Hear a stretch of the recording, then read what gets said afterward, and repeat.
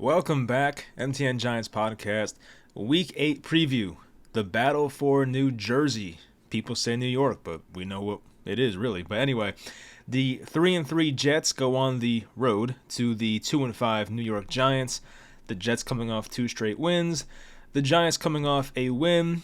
Should have been 2 in a row, but we know what happened in Buffalo. The Jets are 3-point favorites, so, it's going to be a close game, hopefully. The total is only 35.5, which you don't see totals that low very often, so should be a defensive battle. We know the Giants' defense has stepped up in a big way the past couple weeks. The Jets are coming off a bye, so we'll see how it goes. Coming into the year, this was supposed to be a more exciting matchup. It was supposed to be Aaron Rodgers versus Daniel Jones in year 2 of the system. We were hoping Jones would take another step. Obviously not the case here, but the Giants offense has looked pretty competent with Tyrod Taylor so far. As for the Jets with Zach Wilson, they have their up and downs, to put it nicely. So anyway, hope you guys enjoy. Leave a like, always helps out. And of course, we'll have the NFL spread picks at the end of the video. And let's get into it. We'll start with the injuries so that I don't forget this time. All right, so Gary Brightwell's out. Leonard Williams should be good to go. Saquon Graham-Gano should be good to go. Adoree Jackson seems like a legitimate questionable player with a neck injury. Daniel Jones is out. Same thing, neck injury. Evan Neal seems legitimately questionable with an ankle. John Michael Schmitz and Kayvon Thibodeau, they are questionable, but I've seen that they probably should play, so I'm not that concerned about them. Andrew Thomas listed as doubtful. He's probably out at least another week. Darren Waller questionable with the same hamstring. I'm sure he'll be fine as well. Everyone else seems fine. For the Jets, Joe Tippmann, I think he's one of their starting guards. He's out with a quadriceps injury. Michael Carter, the cornerback, safety Michael Carter, he is questionable with a hamstring injury, which I feel like everyone has a hamstring injury these days.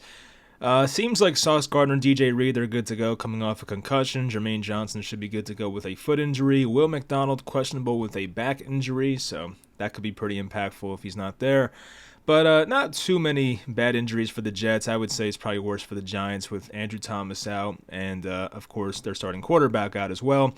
So let's get into some of the Jets' stats on the season. They are the 22nd ranked offense in scoring at 18.8 points per game, which of course is better than what the Giants are doing offensively.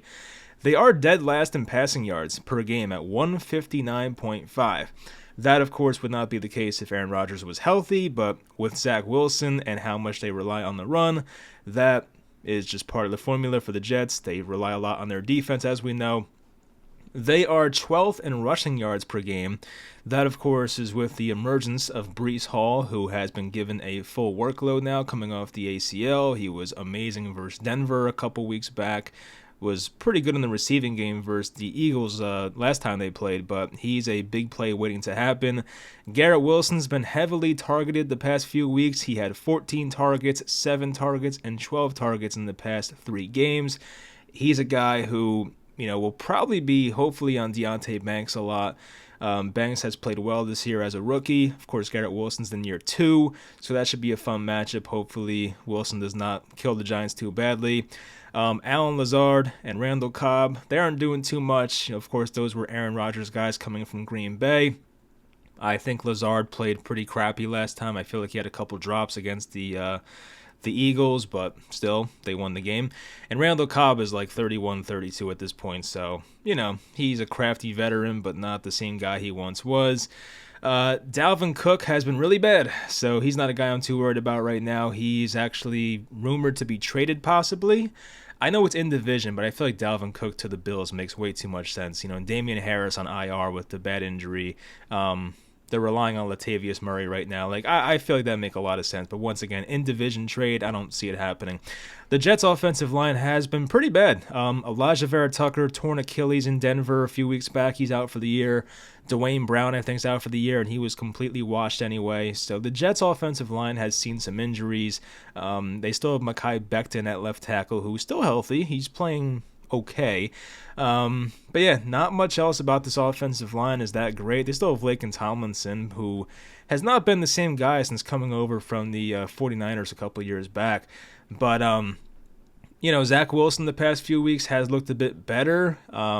The first couple starts he had when Rodgers went out, he did look terrible. Like the first game he came in versus the Bills, he looked terrible. I think the second game he played in, he looked terrible. But it seems like ever since that game against the Chiefs, which I think was a Monday nighter, Zach Wilson has looked better, looks more confident. I feel like the offense is more tailored to his skill sets. So, I'm not saying I'm afraid of Zach Wilson by any means, but, he has looked a bit better in recent weeks. As for the Jets defense, as I said, it seems like Sauce Gardner, DJ Reed are good to go. They are 13th in points per game allowed. They are 26th in rushing yards allowed per game, which is kind of surprising.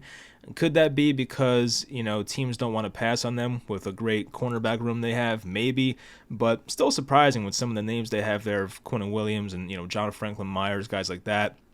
They are 15th in passing yards allowed per game, so middle of the pack so far. They have a lot of star power on this defense. C.J. Mosley is now over 30, but still playing very well. Sauce Gardner, DJ Reed, Quinnen Williams, and even Quinnen's brother, Quincy Williams, is having like a breakout year, so he's been phenomenal. He's the guy who I think caused the fumble in the Denver game, which kind of sealed the win for the Jets a few weeks back. So he's been awesome this year. So the Jets have a lot of defenders that have been really good. They are, some of these guys are superstars in the league. So, if you're Tyrod in the offense, you got to watch out for certain players, maybe double up Quinnen Williams sometimes and, maybe not go after Sauce Gardner at certain times. So we'll see what happens. But it's not like the Giants have a wide receiver one anyway, so it's not like they have to pepper targets to a certain guy. The Giants can at least afford to spread out the targets. They're not going to have a guy like I don't see Darius Slayton go into the huddle and complaining about targets. That's probably not going to happen. So, as I said, should be a low-scoring game.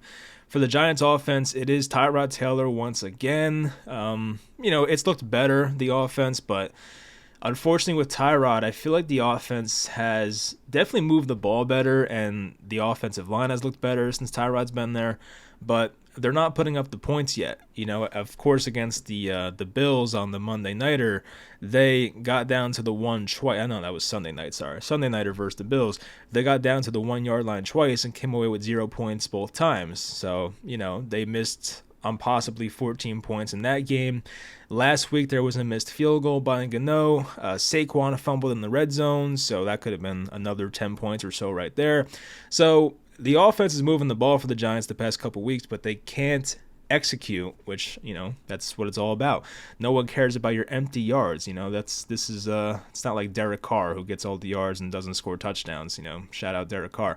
But hopefully this week at least the offense can find a way to execute and actually score touchdowns. It is a tough defense, and apparently the Jets have not been that great off of buys since Robert Saleh's been there. I want to see for myself. So last year was that horrible game. They came off a bye at the Patriots. That's when they had like 2 inches per play in the second half. They lost that one 10-3 on the punt return by the Patriots. That was a crazy game. The year before that, 2021 with Saleh, they lost to the Patriots again. That one was 54-13? My God. They let Mac Jones put up 54 on them? I mean, my goodness, that's pretty crazy. But yeah, that's been the past 2 years. I mean, of course, Adam Gase was in 2020. So, that's at least, that bodes well for the Giants that the Jets are 0-2 off buys since Robert Saleh has been there. It's only a 2-year sample size, so not the biggest deal. I'm sure the Giants will try to give Saquon 20-plus carries again. It should be a low-scoring game once again, so a close game script should probably give Saquon around 20 carries. I think he had 24 in his first game back. He had 21 last week, so 20-plus carries in both games for Saquon Barkley. I sometimes feel like the Giants force him the ball a bit too much. I kind of made that comparison with the wide receivers, how sometimes you pepper a great wide receiver with targets. I feel like sometimes the Giants feel the need to give Saquon the ball just because he's Saquon and he was their second overall pick a few years back.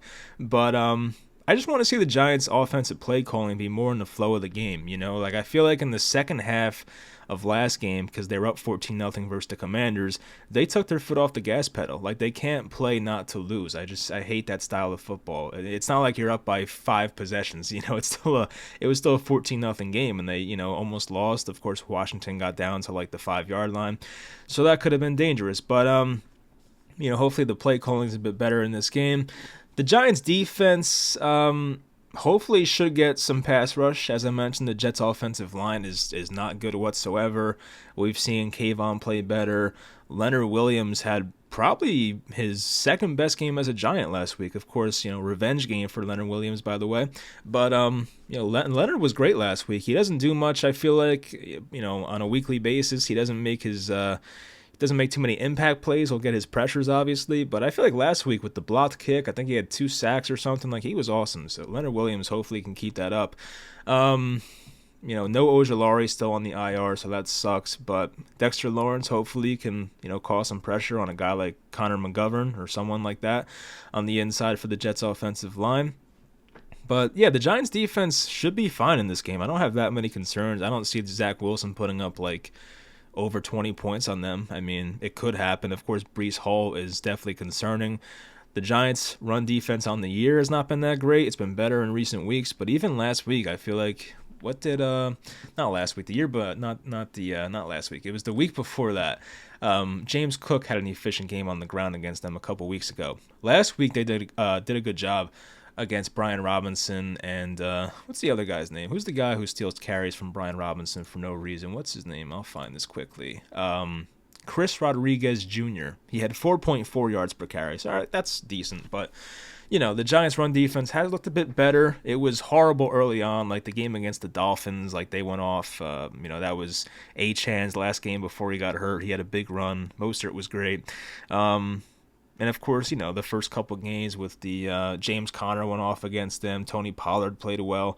So the Giants' run defense was awful to start the year, but now it's looked a bit better. Now on the flip side, the Giants' offensive line is going to have a tough task. As I mentioned, they have really good. They have a good defensive line: John Franklin Myers, Quinnen Williams, Jermaine Johnson, and Will McDonald if he plays. The Jets have guys that can get to the quarterback, and as I mentioned, Tyrod's been very good with getting away from pass rushers and extending plays and all that, but I just have my concerns. It's still Justin Pugh at left tackle. That has not been a good experiment so far. I mean, he hasn't been like the worst, but he's not Josh Ezeudu type bad, but it hasn't been great. We might see Tyree Phillips at right tackle once again if Evan Neal remains out. And Tyree Phillips was fine last week. He wasn't phenomenal, but he was fine. Hopefully get John Michael Schmitz back at center. So, I'm not expecting the Giants offense to even put up a lot of points, maybe like a couple touchdowns at most and hopefully a couple field goals. But still, who do I expect to win this game? All right. I don't know. I have no idea what to expect. See, the thing is, my girlfriend's a Jets fan, and, I told her over text that I expect the Jets to win by 20-16 or something like that. But she told me that that's no fun. And she's right. So I'm going to switch and make it 20-16 Giants as my score prediction. She decides to go with 17-14. So we'll see if Elena's right about that. But I could see 17-14. Definitely not a bad prediction as a person who, I tell her she doesn't know ball, but she knows a little bit of ball. I'll give her that. But anyway, let's get on to the NFL spread picks for week number 8. All right, so we'll start with last week's results because I forgot to do that last week. We're back below 500. Not good. I went 5-7 last week, so now on the season I'm 49-50-1. But I did win with the Giants. That always feels better. I'm trying to think if there's any bad beats in here. I don't think anything was too bad. I feel like when I was off, I was really off. I mean, the Browns won by 1, and they were 3.5-point favorites, so that kind of sucked. But the rest of it was not too bad, I guess. So, one game below 500. Got to get that back this week, hopefully. I'm going to do it this way again. It was much easier, and as I said, you guys don't need to see me for this part. So, first game is the Eagles on the road at the Commanders. Eagles are favorites by 7.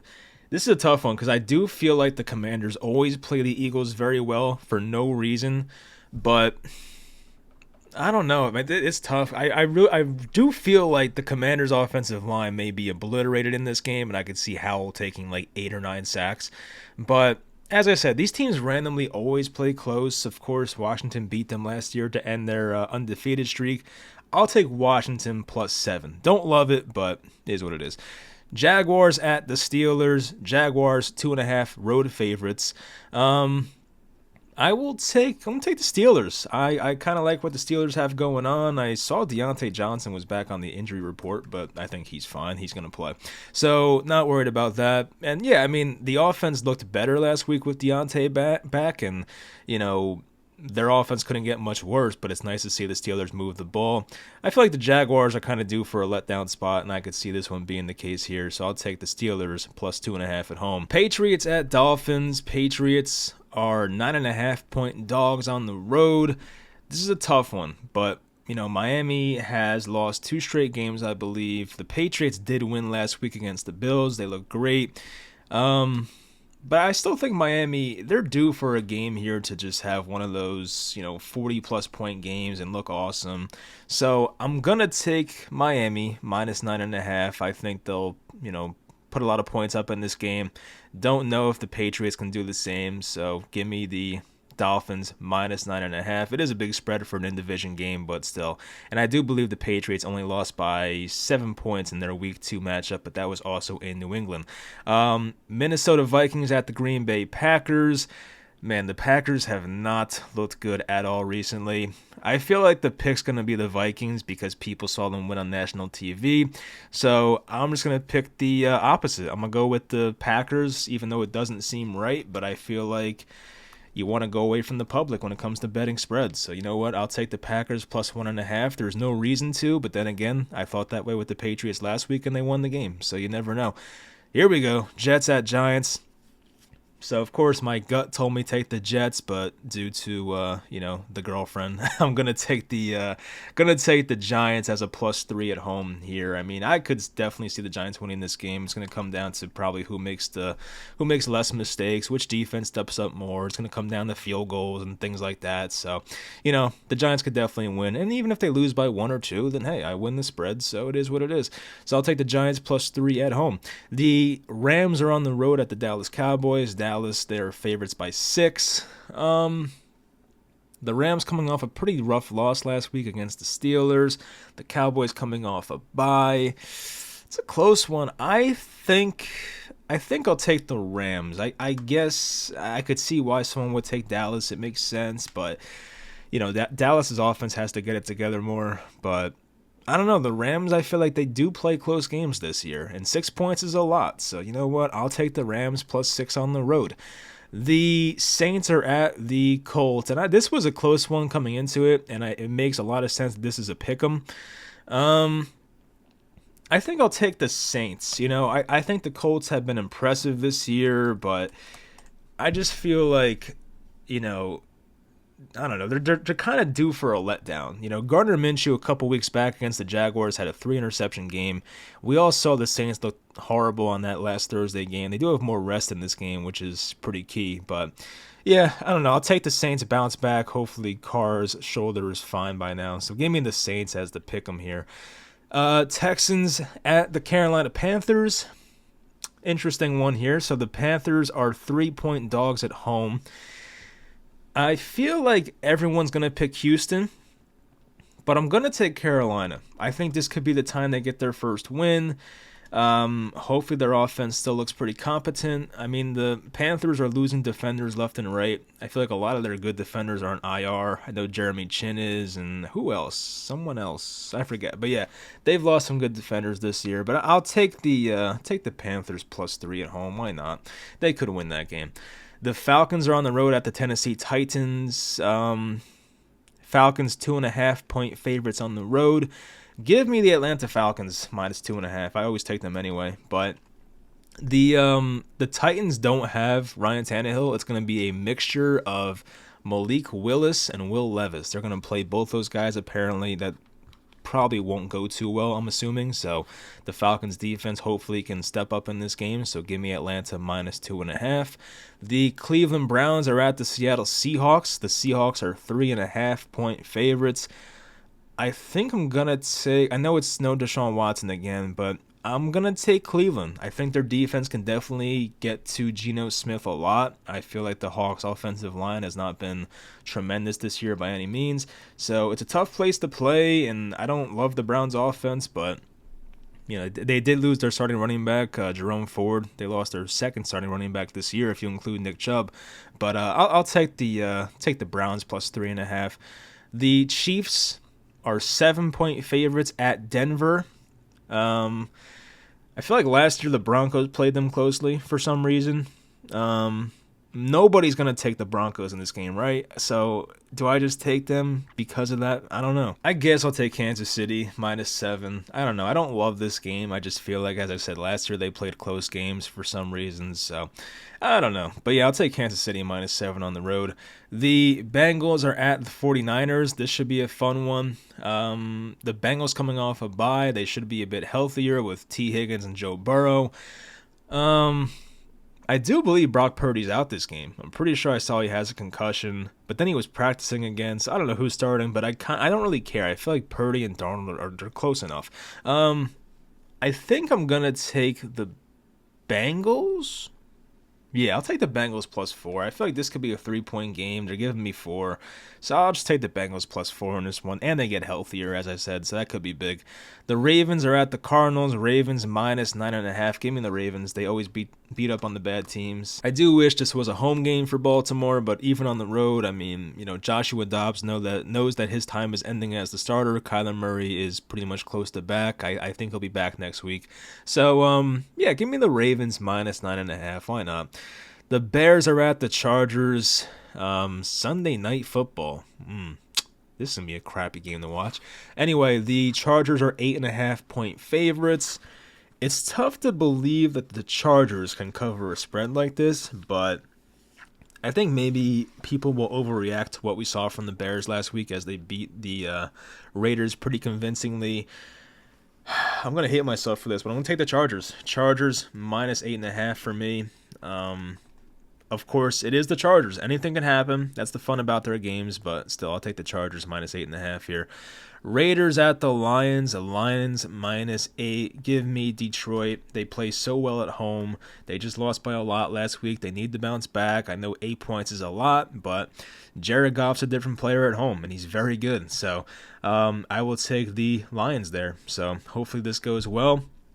Hope you guys enjoyed the video, and I would love to see the Giants win this game against the little brother team in the Jets. So we'll see what happens on Sunday. I'll talk to you guys tomorrow afternoon or tomorrow night, and see you guys next time.